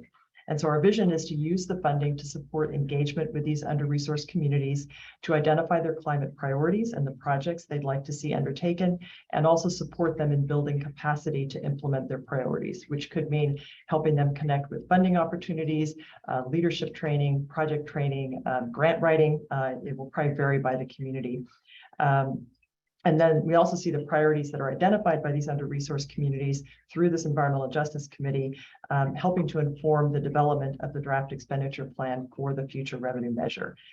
So as I mentioned, we're reaching out to CBOs in these different parts of the county now to explore opportunities for partnership and collaboration. There's a pre-proposal that's due by this Friday, which basically will, at a high level, outline our overall plan, the partners that we're considering working with, and then the final application is due on October 7th. So the benefit of doing this pre-proposal phase is that we'll get technical support on the grant writing itself, and we also anticipate at least one other organization in Sonoma County submitting a grant application, and there could be more. So part of the feedback that we expect to receive from the Strategic Growth Council after the pre-proposal is submitted is feedback around potentially combining efforts in Sonoma County rather than having separate grant proposals submitted. So that's what I wanted to share on the grant. And then lastly, in terms of the SB 852 legislation, so that's the bill that would form a climate resilience districts that the RCPA is included as potential or would be considered a climate resilience district if this bill passes. So just a brief status based on what I know is that it's currently in the Assembly Appropriations Committee, and the next hearing is on August 3rd. So I don't know, Suzanne, if you have any other updates on the status, but it's still moving along, which we're excited to see. So that wraps up my update. So I'll turn it back to you, Mr. Chair, for any questions or comments. Okay, Suzanne, anything you wanted to add? Nope, I think she covered it. Thank you. All right, let's see if there's any questions from the board. Seeing none, we'll go to public comment on this item. Confirming, Chair Rogers, I do not see any members of the public who wish to speak on this item. Okay, I'll go ahead and bring it back then. Suzanne, do you want to move into reports and announcements? Yes, please. There was not an executive committee, so no report for 5.1. And then I will turn it over to you, Mr. Chair, for any directors who might have regional agency reports. Okay, looking for hands if anybody has a regional agency report that they'd like to deliver. Not seeing any, so let's keep moving. All right. The advisory committee agendas are included in the board packet, just as an informational item. And then next up, we've got Ross, who will give you the marketing and communication activities report. Thank you very much. Hello, one last time. So for the marketing and communication staff report, the first item is the ribbon cutting event that we're coordinating for the Highway 101 Central Petaluma MSNC2 ribbon cutting. This is kind of the culmination of the additional HOV lanes. So this is a big event for us. And before I get into the nitty gritty, I just wanted to say the tentative date for this is August 3rd. So we will be reaching out and informing everyone when that's happening. We're just waiting on some confirmation from Caltrans. So SCTA staff is working with the Caltrans communications team to plan a ribbon cutting event celebrating the completion of HOV lane construction in Sonoma County. This project began construction in 2001 with SCTA's involvement and is a major milestone in improving transportation along the Highway 101 corridor. The event is tentatively scheduled for August 3rd, as I mentioned. SCTA will assist with inviting local officials and guests, as well as providing graphics and copy for promotional materials. This project completes all planned 101 US carpool lanes in Sonoma County. And the final part of the project in the Marin Sonoma Narrows will break ground on July 21st and open lanes in late 2024. That's in the Marin County section. The next item, as mentioned earlier, the RCPA funding for climate change efforts are continuing with presentations given to the City of Santa Rosa Climate Action Subcommittee, Cloverdale Planning and Sustainability Subcommittee, and was briefly summarized for the ASCE Redwood Empire branch in the previous month. These presentations focused on the climate crisis facing Sonoma County and RCPA's role in implementing climate solutions. Attendees were asked to complete a survey defining their vision of a healthy, climate resilient Sonoma County. And as we discussed before, this is part of a multi-year campaign focused on exploring options and garnering support for future climate funding action, building on RCPA's Sonoma Climate Mobilization Strategy. Social media engagement remained relatively flat in June, although we did have a recent uptick due to promoting the TIRCP grant that was announced last week. Thank you very much for your time, and please let me know if you have any questions. Let's see if there's any questions for Ross. Okay. I do see one hand for public comment on Ross's update. All righty, we'll start with Rick Lutman. Rick, I have permitted you to speak. You may start when you unmute yourself. Thank you very much. I wanted to comment on the ribbon cutting. I hate to rain on the parade, but you know, when these projects were conceived a decade or two ago, reducing congestion on 101 seemed like a good idea. Now, with the recognition of the seriousness of climate change and the necessity of reducing vehicle miles traveled, it is time to stop coddling drivers and to try to make driving less attractive so that people are disposed to do less traveling or do it by more environmentally friendly ways. So I wonder about the wisdom of having a celebration of making the highway wider. I think it might tend to encourage people to still think in the outmoded ways about how important it is to facilitate driving. Thank you. All right, thank you, Rick. Chair Rogers, I don't see any other members of the public who wish to speak on this item. Okay, let's go to 5.4.2. All right, BC, you're up. Very good. Good afternoon, Chair Rogers and members of the board. I'm here to present a brief report on activities from our climate change activities for the last month. We here have been continue to focus on our climate mobilization strategy and implementation initiatives around that. We've continued our partnership with the Urban Sustainability Directors Network, who has matched us with a graduate student from the University of Colorado at Boulder. And she is helping me do analysis and review and analysis of all the tree protection ordinances throughout the county. So we are currently working on that and hoping to have a report available later this fall with kind of comparing the different tree protection ordinances that are currently available and comparing those versus some model ordinances that exist.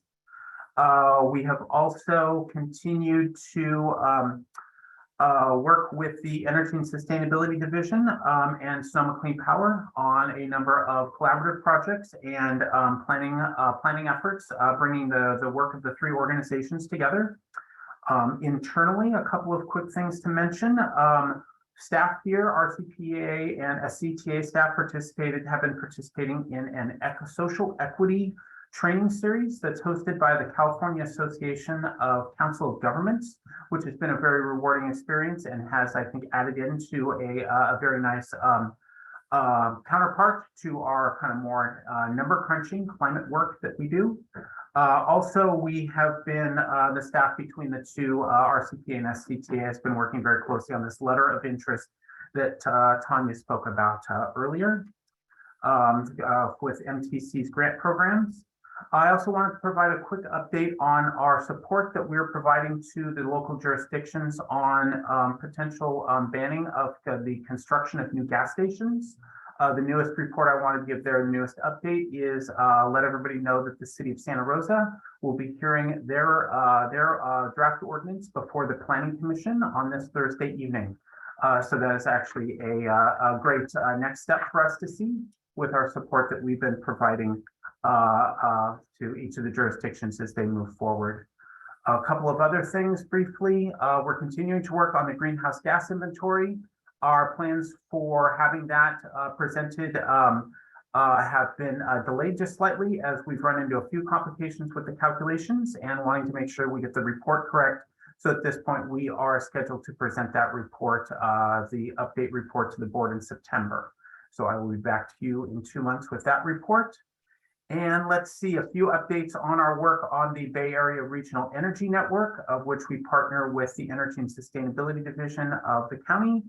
ESD has just announced a whole series of new workshops that are for public workshops, which tie in and talk a lot about home upgrade opportunities for local residents and business owners and the incentives that are available through the Bay Run programs. They're also working quite a bit with local appliance stores to try to bring those kind of the pieces together with from a customer perspective. Thinking of a homeowner needing to do an upgrade and wanting to do an upgrade and thinking about how do you get the financing and how do we get incentives and who is going to do the work. So bringing those pieces together. There's also been a lot of work done with Bayren on the multifamily program and bringing a lot of those same services over into multifamily housing units where there's the ability to do a number of units all at once and do the upgrades all at once for an economy of scale. And let's see, a couple of quick highlights from our water upgrade save program. In the city of Sebastopol, there was a recent phone campaign to over 180 high water users, and that resulted in at least 11 on-site assessment signups. And in the city of Cloverdale, there have been 16 on-site single-family assessments that have been conducted, with 6 customers scheduling project installs and 6 more have scheduled on-site assessments for hopefully moving forward. And the Water Upgrade Saves program in the past month has also has been debuting a new public outreach campaign, a lot of Facebook posts using short video clips to attract potential customers and participants to the program. And that outreach campaign has been going really well. So I think the program has gotten a number of signups and attract because of that. Because of those efforts. So with that said, that concludes my report. I'm here for any questions you have. Thanks. Great. Thank you so much, BC. Only comment I'll make other than great work, and I know how busy the team is the tree preservation ordinance work that you're doing. Sonoma County Conservation Action and Daily Acts I know have been really involved in that issue. So it might be worth reaching out to them as well. Very good. Thank you. Any other comments from directors? Director Fisher? I was just going to comment that Relief here in Petaluma is working on their tree ordinance as well. So I'll just jump in and say a lot of this work has actually been inspired by the work of Relief Petaluma and the steps that they've taken initially and within the city of Petaluma, and now kind of looking to replicate some of that work around the rest of the county. So. Excellent. Go Petaluma. Let's go ahead and see if we have any public comment on BC's update.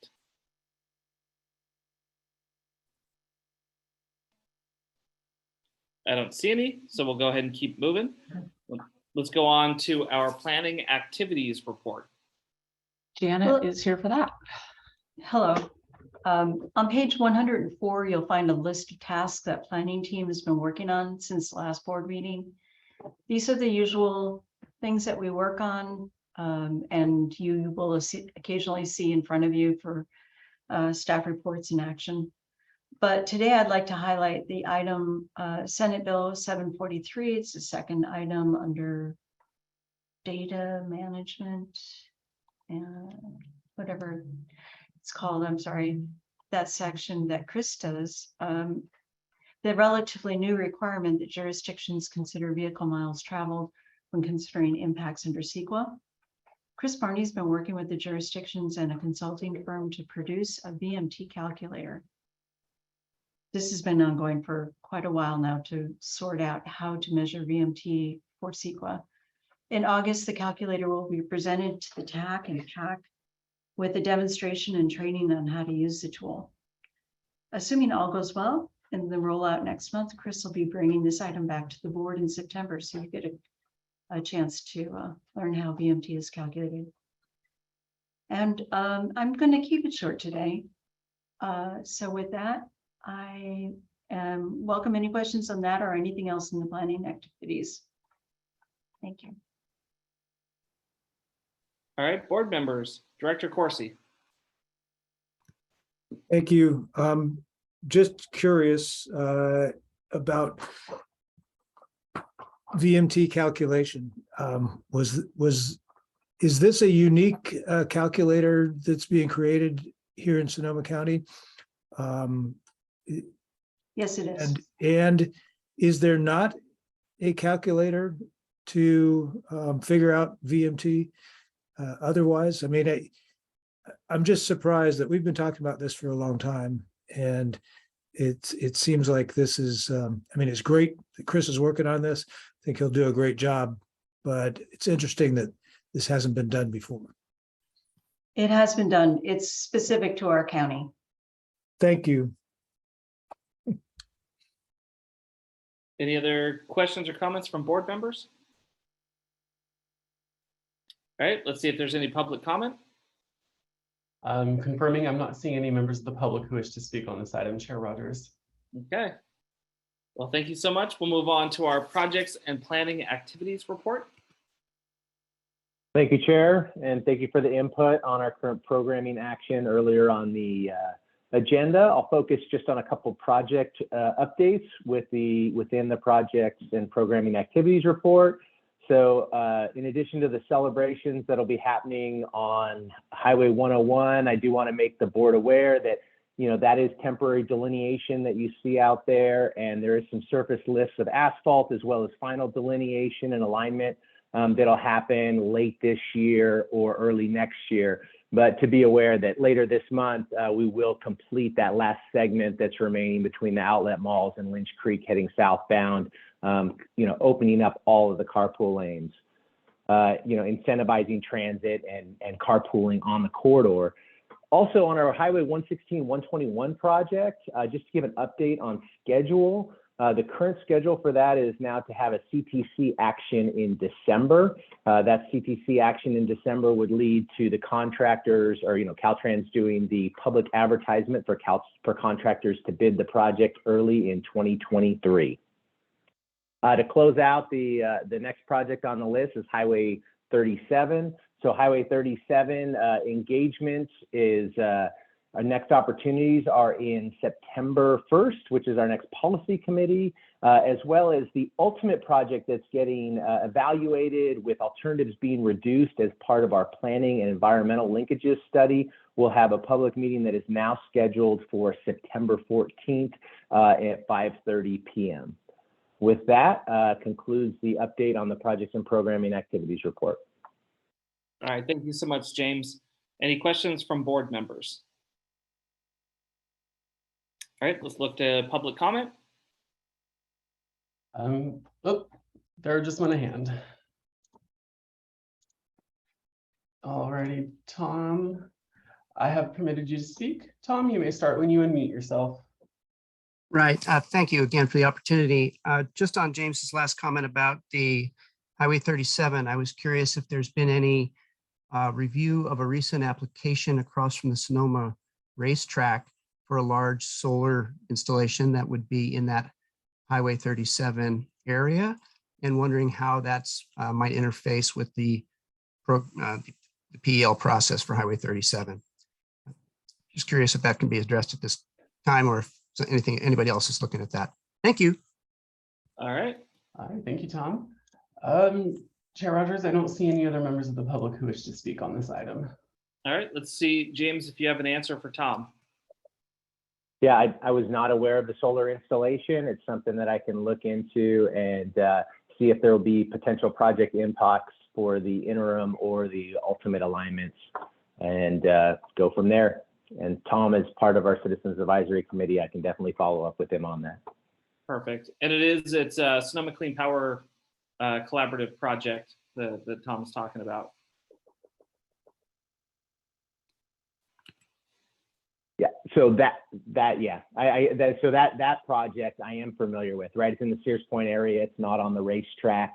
And it's really just a matter of how it will affect potential restoration efforts that are occurring out there, and whether it aligns with those restoration efforts, specifically the Sonoma Creek, Baylands efforts, which we are supportive of, and the policy committee has been supportive of to date.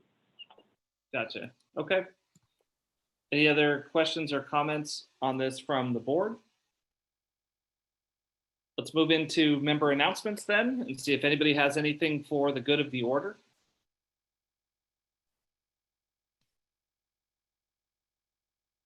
Suzanne, go for it. I was just going to close out after other board members, after the board members, but just a reminder that we are not meeting in August. So the next board meeting is September 12th. Great reminder. All right, the only thing that I have for the good of the order is that we have scooters. We launched our micro mobility scooter program about a week ago. I think I saw Suzanne Smith go flying through downtown, jumped up on the curb. It started beeping, turned off the scooter because she was in a no-go zone. But yeah, we've got our scooters operating downtown, and it was a smooth launch actually for the scooters. And I know that some of the team at SCTA and RCPA have been playing on them as well, going around the town. I deny it. I see no other comments from board members. So with that, we'll go ahead and adjourn today's meeting. I'll see you all in September. Nice job, Chris. Oh, he's gone.